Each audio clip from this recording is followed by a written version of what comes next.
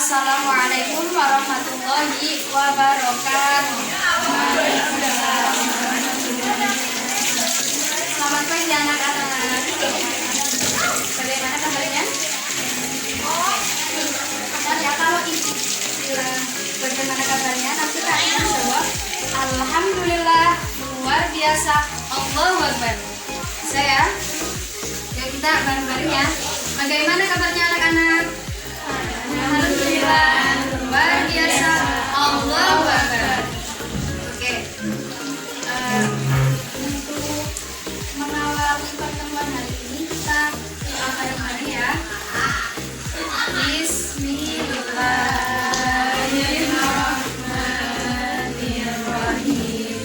Raditu billahi rabban bil islami dinan wa bi Muhammadin nabiyya wa rasulan. Rabbi zidni ilma warzuqni fahma.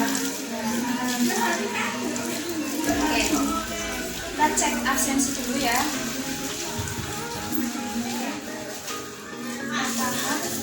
Aski Indana Zulfa, Wasa Indana Bisa, Adminu Nur Latifah, Eka Dwi Safitri, Chelsea Ardeviani. Dan ini hadir semua ya. Pertemuan kemarin kita bahas tentang apa ya? Ada yang masih ingat?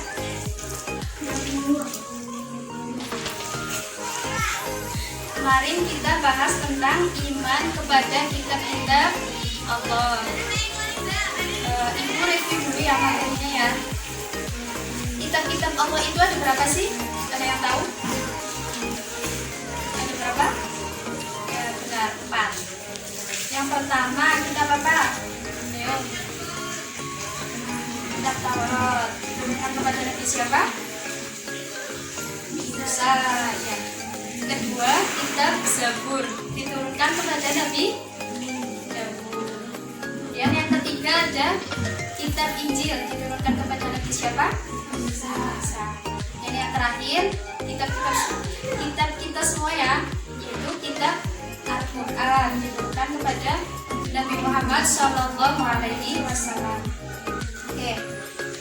Untuk pertemuan kali ini kita akan membahas tentang iman kepada Rasul-Rasul Allah. Ada yang tahu arti iman itu apa? Apa Mbak? Ya, percaya. Iman secara bahasa artinya percaya. Kalau secara istilah, iman adalah percaya dengan sepenuh hati, diucapkan dengan lisan, dan dilakukan dengan perbuatan. Ya, apa sih arti dari Rasul? Ada yang tahu? Rasul adalah seorang laki-laki yang mendapatkan wahyu dari Allah untuk dirinya sendiri dan untuk orang lain. Maksud dari orang lain ini yaitu umat-umat Nabi Muhammad SAW. Dalil mengenai iman kepada Rasul-Rasul Allah itu terdapat dalam surat An-Nisa ayat 136 yang berbunyi, Ya ayyuhalladzina amanu aminu billahi wa rasulihi wal kitabil ladzi nazzala ala rasulihi wal kitabil ladzi anzala min qablu, yang artinya, wahai orang-orang yang beriman, tetaplah beriman kepada Allah dan Rasul-Nya dan kepada kitab yang Allah turunkan kepada Rasul-Nya serta kitab yang Allah turunkan sebelumnya. Oke, untuk materi yang kedua ada sifat-sifat bagi Rasul. Sifat yang dimiliki Rasul itu ada berapa? Ada 3 ya. ada sifat wajib, sifat mustahil, dan juga sifat jaiz. Ada yang tahu sifat wajib bagi Rasul itu apa aja? Apa aja yo? Ada yang tahu? Ya. Yang pertama itu ada tabligh. Tabligh itu artinya menyampaikan. Jadi Rasul itu mendapatkan wahyu dari Allah, kemudian menyampaikan wahyu tersebut kepada para umatnya, agar umatnya itu bisa menuju jalan yang benar. Kemudian sifat yang kedua yaitu ada fatonah, artinya itu cerdas. Jadi Rasul itu untuk menyampaikan wahyunya dibutuhkan kecerdasan agar wahyu tersebut bisa diterima oleh umat-umatnya. Kemudian yang ketiga ada sidik. Sidik artinya jujur. Artinya apa? Rasul itu setiap perkataan dan perbuatannya itu mesti jujur, tidak akan dilebihkan ataupun dikurangi. Kemudian ada amanah, artinya itu dapat dipercaya. Berarti di sini dipercaya baik lahir ataupun batin. Untuk sifat wajib bagi Rasul yang ketiga ada tabligh, artinya yaitu menyampaikan. Sudah menjadi kewajiban bagi para Rasul untuk menyampaikan wahyu yang telah diterima kepada para umatnya. Kemudian yang terakhir ada sifat fatonah. Fatonah yaitu artinya cerdas. Dalam menyampaikan risalahnya yang telah diterima, beliau itu harus memiliki sifat cerdas karena dibutuhkan kecerdasan agar risalah yang disampaikan kepada umatnya itu bisa diterima ya. Selain sifat wajib bagi Rasul, Rasul itu juga punya sifat mustahil, yaitu ada irib yang artinya bohong. Kemudian yang kedua ada khianat atau berkhianat atau tidak dipercaya. Kemudian ada kitman artinya menyembunyikan. Jadi kalau di sini Rasul itu tidak mungkin ya kalau punya sifat kitman, karena tidak mungkin ketika Rasul itu mendapatkan wahyu kemudian disimpan diri sendiri, itu kan tidak mungkin ya. Kemudian yang terakhir itu ada balada. Balada itu artinya bodoh. Jadi Nabi Muhammad juga tidak mungkin mempunyai sifat bodoh, karena kalau Rasul itu bodoh maka tidak bisa menyampaikan risalah-risalah kepada umatnya. Ibu punya cerita dari sifat amanah Rasul. Jadi suatu hari itu di Mekah itu ada peristiwa banjir yang mengharuskan Hajar Aswadnya itu harus dipindahkan. Kemudian peristiwa itu menjadikan perselisihan antara kabilah-kabilah yang ada di Mekah. Kemudian ada opsi, jadi kalau yang memindahkan Hajar Aswad tersebut, barang siapa yang pertama kali masuk masjid di Mekah itu yang memindahkan Hajar Aswad tersebut. Kemudian keesokan harinya itu yang datang pertama kali itu ternyata Rasulullah Shallallahu Alaihi Wasallam. Karena Rasulullah itu mempunyai sifat amanah, oleh karena itu Rasul itu menyuruh kabilah tersebut menggelar sorbannya, kemudian Hajar Aswadnya itu diletakkan di tengah-tengah. Kemudian para kabilah-kabilah itu memegangi pucuk-pucuk dari sorban tersebut agar semuanya itu adil untuk membawa Hajar Aswad tersebut.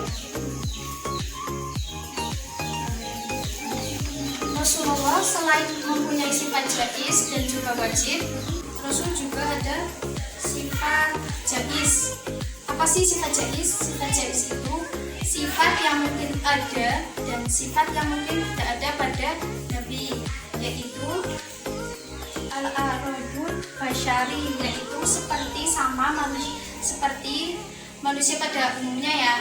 Rasul itu makan, minum, dan juga tidur. Oke, untuk materi yang terakhir yaitu ada hikmah-hikmah mempelajari iman kepada Nabi atau kepada Rasul. Yang pertama itu bertambah imannya kepada Allah. Kemudian yang kedua itu mengamalkan apa yang disampaikan oleh Rasul. Kemudian yang tiga itu bersyukur ya kepada Allah, kita sudah diciptakan menjadi orang yang selamat karena mendapat syafaat dari Rasul. Kemudian untuk yang keempat itu mempercayai tugas-tugas yang dibawa oleh Rasul. Kemudian yang terakhir lebih mencintai, menghormati dan mengagungkan Rasul. Oke. Untuk pertemuan ini Ibu akan adakan evaluasi ya. Nanti Ibu catat sifat wajib bagi Rasul di papan tulis. Kemudian ntar anak-anak Ibu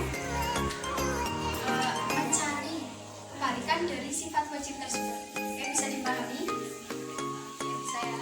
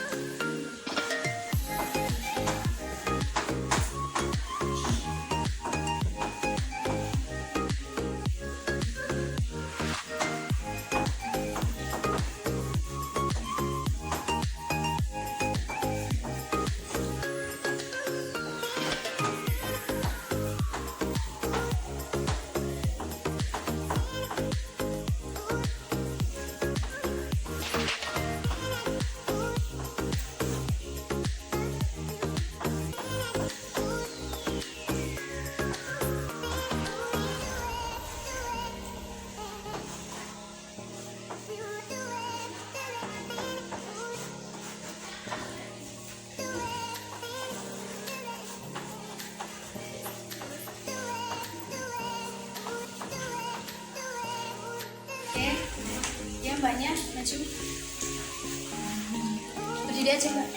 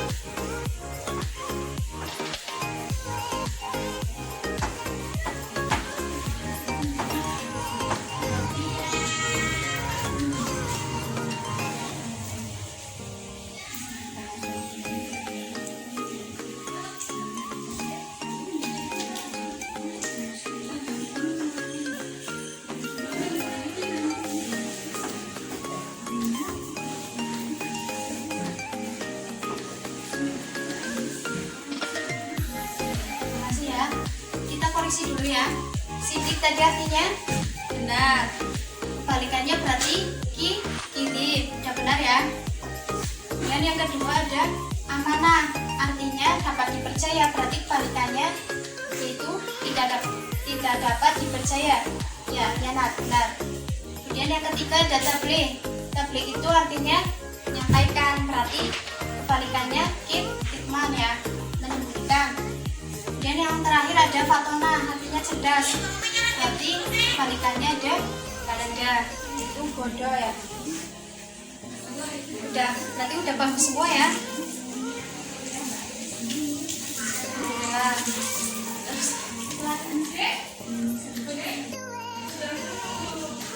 ini udah benar semua ya, berarti artinya anak-anak udah paham ya. Paham? Alhamdulillah. Oke, terima kasih untuk pertemuan kali ini. Ibu mau menutup ya agar kalian itu tetap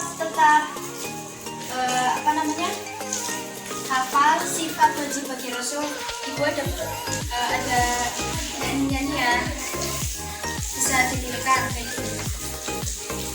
Ayolah sebutkan Rasul ada berapa?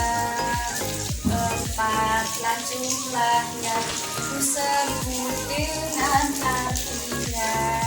Sidik artinya benar, amanah dapat dipercaya. Tabligh menyampaikan, patonah cerdas artinya. Bisa dipahami? Saya bareng-bareng ya. 1, 2, 3. Ayolah sebutkan sifat Rasul ada berapa? 4-lah jumlahnya, ku sebut dengan artinya. Siti artinya benar, amanah dapat dipercaya. Tabligh menyampaikan, patonah cerdas artinya. Kita dong. Oke, makasih ya. Cukupkan, kurang lebihnya mohon dimaafkan. Kita tutup dengan bacaan surat Al-Asr. Bismillahirrahmanirrahim. Wal asri innal insana lafi husrin illal ladina amanu wa amilus solihati wa tawasaw bil haqqi wa tawasaw bis sabr. Amin amin ya rabbal alamin. Assalamualaikum warahmatullahi wabarakatuh. Waalaikumsalam warahmatullahi wabarakatuh.